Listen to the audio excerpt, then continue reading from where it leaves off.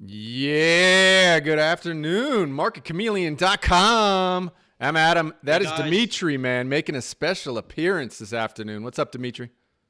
Oh, thank you for having me. Oh, man. So excited. Everybody's been... It's hard to fill Will's shoes. Well, they are big shoes. I got pictures from Will already today. He was on a flight, like one of these little puddle jumpers, obviously heading to Barbados or God knows where from Florida. And Will was sitting in the front seat of the plane, like in the captain's chair, like the assistant pilot. And I was like, oh, that is a terrible, terrible idea. I can't wait to hear from him. Yeah, it's going to be awesome. I can't wait to hear how it went over there. Yeah. But anyway, everybody, Dmitry, why don't you go ahead and share your screen with us? While Dmitry's doing that, everybody remember, option trading is risky. We're just giving you some ideas. We are not telling you what to do. So you guys got to be careful out there.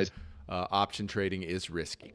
So I'm excited to have Dmitry on today because I know, Dmitry, we're going to run things a little bit different than our normal option report. And so this is great. Dmitry's going to dive into some stuff with us. Who knows where this is going to go? But guys, take this with a grain of salt. It is ideas, and use the Chameleon. You are using the Chameleon to take these ideas and dive deeper and figure out what you want to do. So, Dmitry, what do you got for us today, man? Oh, we got a poor connection. Let's see if Dmitry comes back for us. Hold on a sec. While we're waiting, everybody remember, click the subscribe button, tick that bell down below, and you catch us here live, usually in the morning. But we're going to be in this afternoon with Dmitry. And I got a poor connection, Dmitry. Dmitry, you there, my man? Dmitry! Dmitry, are you there?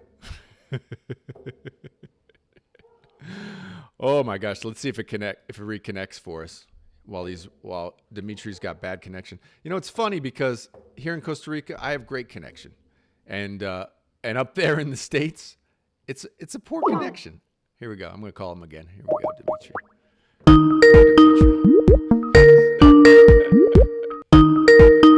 Let's see if he comes back on. Hey.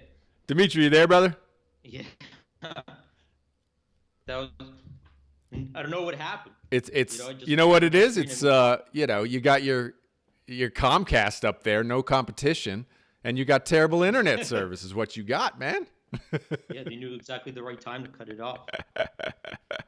Why don't you go ahead and share your screen with us, man? Oh, let's try it again. Try again. This is the way it rolls, man. Dmitry, you gotta get used to challenges. I broke it right off the bat. Let's see. Exactly. I'm waiting for it to do something.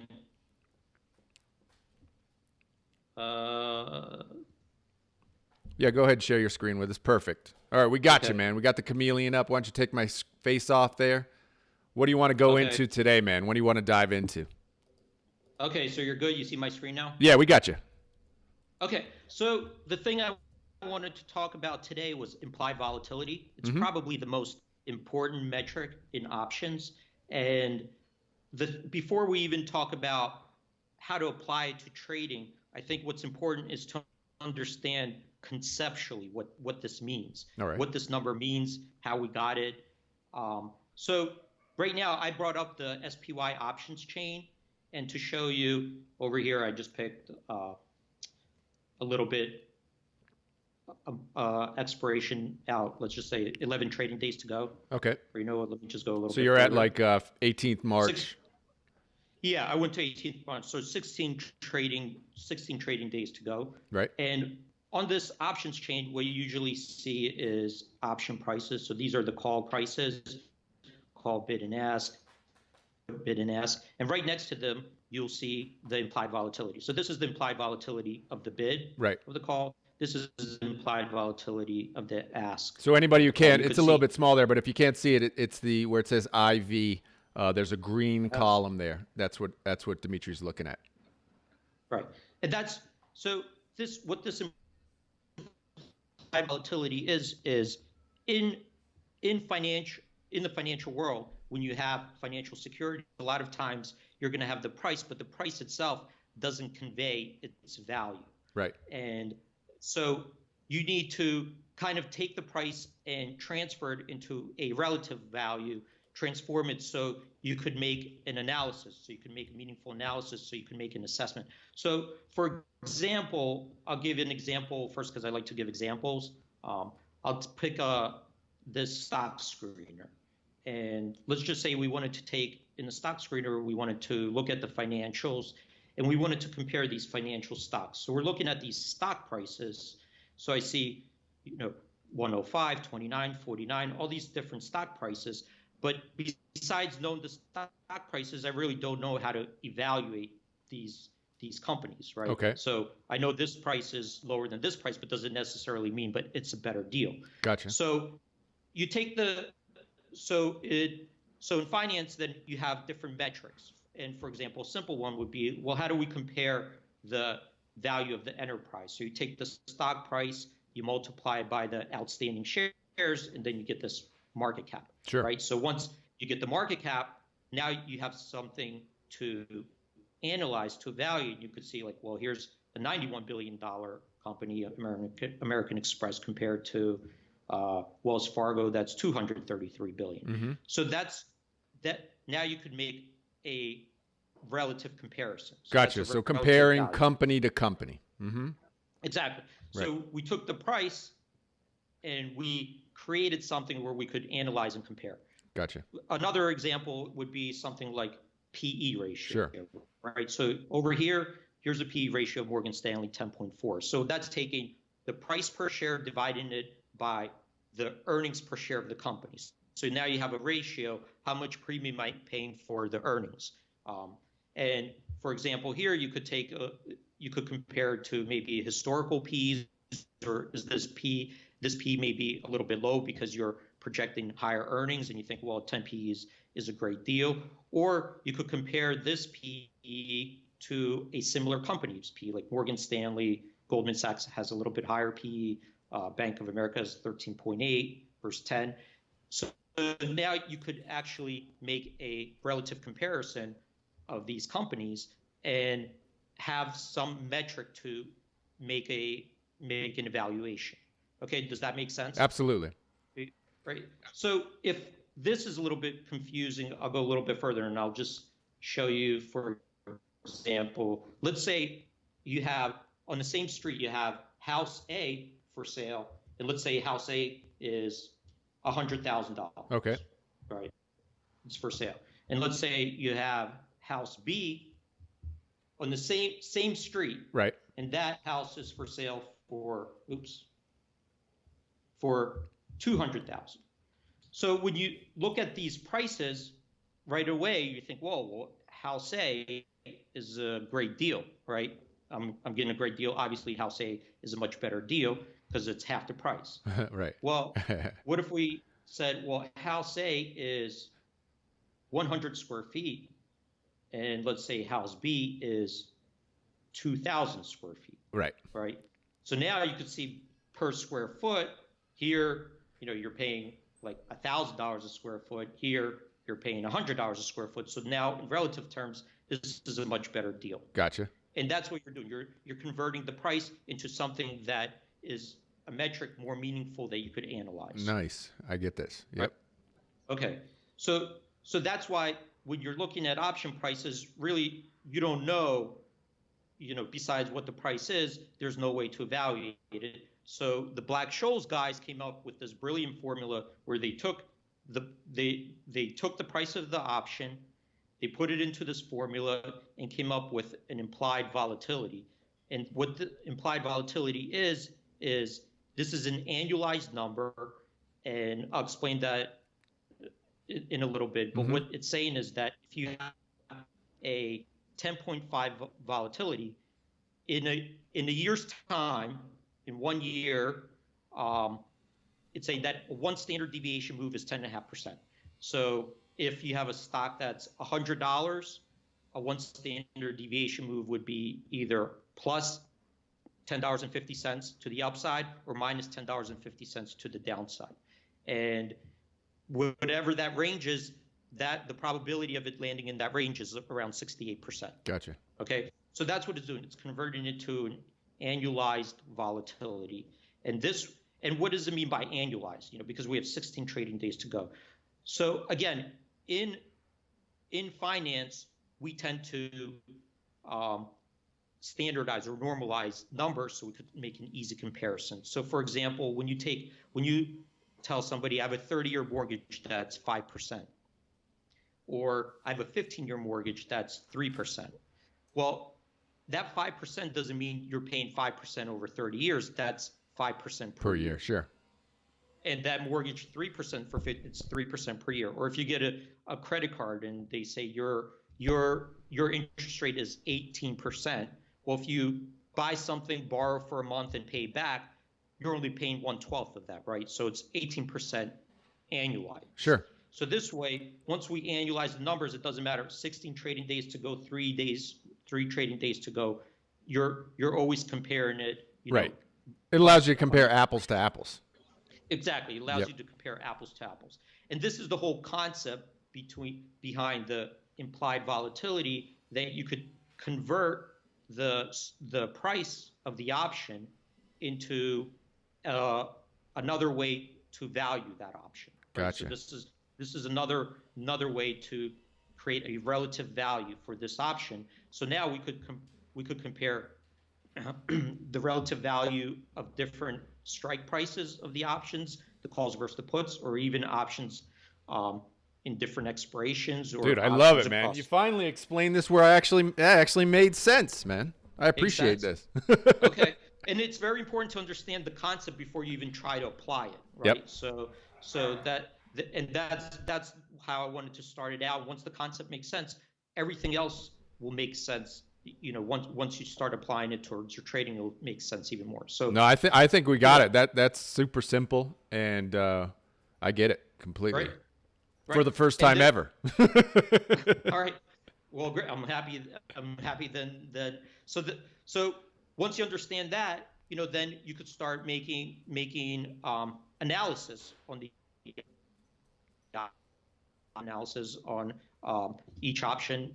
And, you could even compare it to the actual stock volatility. So, you could compare it to how the stock performed historically, the volatility, to where this option right now is forecasting for the next 16 days. And you could start making an evaluation. Is it a little bit too expensive, or is it cheap? Mm-hmm. And that's one way to do it. So besides understanding the concept, there is a few things about how implied volatility usually lines up. Okay, so you could see that all these volatilities for these different strikes are not the same. Right. And what you normally see, normally you'll see that the implied volatility, as you go up in strike prices, as you increase, the implied volatility tends to decrease. Right. And as you decrease in strike prices, the implied volatility will tend to increase. Sure. So the reason behind that is that the market anticipates that as the stock price goes up, there's more certainty, and it'll go up gradually. So the volatility will decrease as it's moving higher. Right. So as it's moving to higher and higher, the actual volatility will start decreasing. As the stock moves lower, it'll create uncertainty, it'll move faster, and the volatility will increase as you're going lower and lower. Gotcha. So one way to check it is, for example, we could take a look at history. And I brought up the price return distribution here for SPY. So we'll put SPY, and in this situation, we're looking at 16 trading days, right? So we're going to look at how did SPY do over a 16 trading day period in the last, let's do 12 years. So we're going to look at— One sec, Dmitry, can you show us where where that is on the site, just in case people don't know exactly where that is? Where do they get to, to that exact page? Sure. So right here under stocks, you go to historical price return distribution. Okay. Perfect. And we're going to test what were the price return distributions over this holding period, 16 trading days in the last 12 years. Okay. So we'll get results over here. So we see that there's a positive drift. The longer you hold it, there's a positive drift, 63% versus 30. So this means there's 63% of the observations had positive occurrences, 37% negative. This is the average up move or the average move. So there's a positive drift. But I'm just going to kind of come down here. And this is the same, this is the same statistics broken down. So over here we see 63% of the time over that 16-day trading period, holding period, it was up. 37% of the time it was down. Right. And you could see here the standard deviation of the positive moves. So these are the standard deviations of the positive returns were around 2.19%, and the negative, see when it was negative, the standard deviation was 3.65%. So you could see that the standard deviation of returns is higher during negative periods. Right? Now, when you're looking at this sort of page, if you happen to punch in a stock or whatever, you're looking at this. What do you actually? Are you kind of just looking at this in a general sort of way? Are you actually pulling that data and putting it somewhere else? What are you actually looking at in this sort of situation? Right. So I might be looking at a couple different things depending on what I'm trying to do. Mm-hmm. Initially, what I would like to do is say if I'm trading an option, I'm expecting to hold in the next first 16 trading days, right? So from today to expiration, there's going to be 16 days to go. And let's just take SPY for example here. If it's a normal market, nothing's happening that's crazy, nothing like, we're not in the midst of a money panic period, right. Market's not falling, implied volatility is like relatively low. So then I would default and say, look, I don't know where SPY will be in there's no way to predict the future, but what we use statistics. What do we think is likely going to happen, right? So we could just look at probabilities of what is likely going to happen, and for that we use our data. So given historically what happens in a normal period over a 16-day trading period, and over here I'd say, okay, it looks like there's more positive than negative returns over that extended period. It has a slight positive drift of 0.43%. It's average positive moves, average negative moves. So you see down is higher, and I'm just using these statistics, giving myself some mental notes when I go set up an options strategy. Mm-hmm. Okay, so that's basically what I'm doing. So and I'm going to talk a little bit more about that when we kind of create strategies around spreads or butterflies, and we'll talk more about that because then we'll actually start using this and seeing how to apply it. But that gets off the topic of the implied volatility. So let's just jump. Well, I know you can talk for hours about this, right? It's like it's endless, yeah. Right? That's the beauty of trading. Right. So seeing the standard deviation, so we do see that there's definitely more volatility to the downside than to the upside, and we do see that also reflected in the implied volatilities, mm-hmm. Right? That's why they're moving higher as you go down, and they're moving lower, and that's what you typically see in a volatility skew. And on top of that, the order flows like that. So you could take a look. Let's just take a look at the open interest by strikes. And so if anybody missed that, he's just along the above the graph there. There are just a number of different tabs, and so he's on the second tab right there. Right, and I'm just open, and this is an open interest. So these are the open interest in all the strikes, and the blues represent the puts, the yellows represent the calls, and what you usually you'll see is people selling the calls to the upside, right, by writing them, and buying protection to the downside, right? And that's what's pushing it, right? So you see all these blues, all these are put trades, mm-hmm. Right? That's what you typically see that protection, people buy protection. And so if this tends to go down, if it's going down, you want to look at these strikes because this is where probably volatility will really start accelerating. Right. Right. When you start crossing around this range over here. So that's how the implied volatility looks within an expiration. Another thing you'll see is typically as you go out in time, implied volatility starts to increase. And it looks something like this. I'm going to look at a term structure.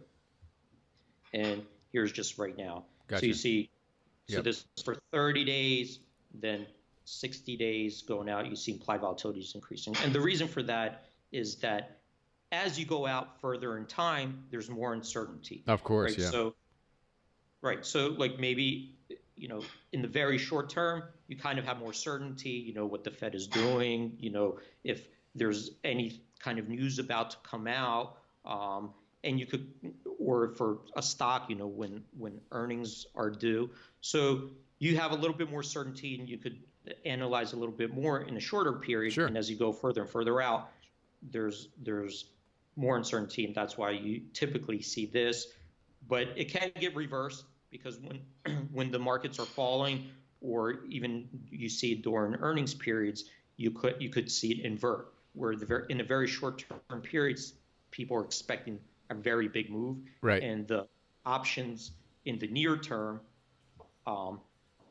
get bought up, and the implied volatility in the near term will increase above the long dated options. So that can happen as well. So right now, I think I wanted to just kind of describe the implied volatility and the concept behind it. And next time, you got it, dude. You nailed it, man. You nailed it, dude. All right. Well, thanks, Adam. Why don't you bring your face back up, brother? While he's doing that, everybody remember, click the subscribe button, tick that bell down below to catch us live here on YouTube. If you're watching us on the Chameleon, we're here Monday through Friday, usually in the morning. We're going to be doing it in the afternoon with Dmitry, just because scheduling and stuff like that. So we're going to be doing more of a aftermarket, after the close type of thing. And Dmitry, you know what we got today? What? We're giving away a Chameleon Cup today, my man. Oh, it's Chameleon Cup time. Yes, sir. Let me share my screen. Did you show the picture of the Chameleon we got emailed by, what's that? A market by we have a MarketChameleon who's in Madagascar. He works for Madagascar. That's right. So as he was using it, he said that he looked outside his window and he saw a MarketChameleon on a leaf. He took a great picture. That's right. We thankfully everybody writes us by email, and it's awesome. Yeah, a dude living in Madagascar.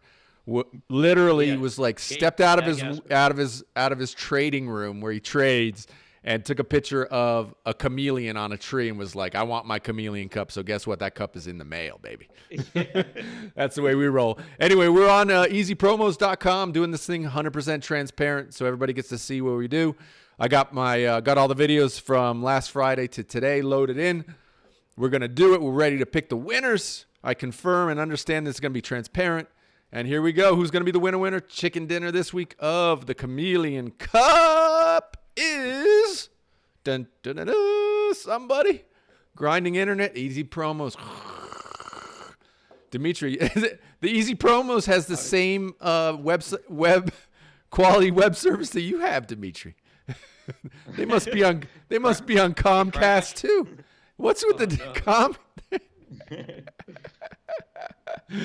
Absolutely awesome, dude. Oh my God, easy promos killing me today, man.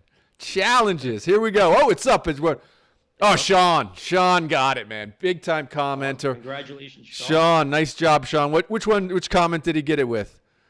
Oh, he's a double winner this week. He's the one who won the cup earlier in the week with the kazoo. I don't know if you caught that, Dmitry, but my son swallowed a kazoo. Oh yeah, earlier in the week. Yeah. Sean's a double winner this week. Big time, Sean. Big time, man. So he guessed the kazoo earlier in the week, and he just won himself another cup. Wow, double winner this week, man. He's gonna have dueling chameleons on his at home for coffee, so him and his wife can enjoy the chameleons together. Awesome. Good stuff. Sean. Good job, Sean. All right, everybody. All right. That's it for this week, man. Remember, click the subscribe button down below. Sign up. Click that bell. Catch us live every day. And have a great weekend, everybody. We'll see you on Monday. All right, guys. Thanks, Dmitry. Talk to y'all later.